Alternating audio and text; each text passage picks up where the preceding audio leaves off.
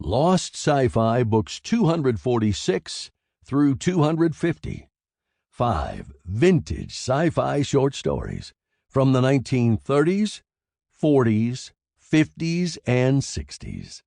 Written by Murray Leinster, J.F. Bone, Charles Einstein, Miguel Hidalgo, and Donald A. Wollheim. Narrated by Scott Miller. The 7 Temporary Moons. Lost Sci-Fi short stories from the 1930s, 40s, 50s, and 60s. Book 246.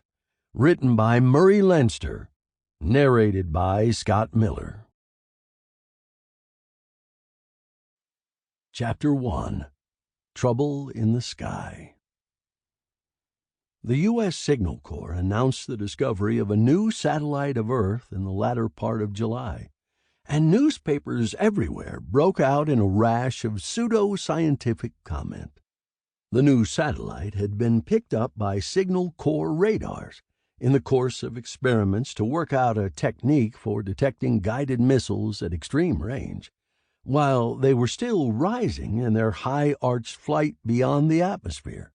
The radars picked up indications of an object of appreciable size at a distance of 4,000 miles, which, the moon echo aside, was a record for radar detection. Immediately the observation was made, it was repeated and repeated again and again for verification. When the confirmatory fixes were computed, a course and speed for the unseen object proved it to have exact orbital speed and direction.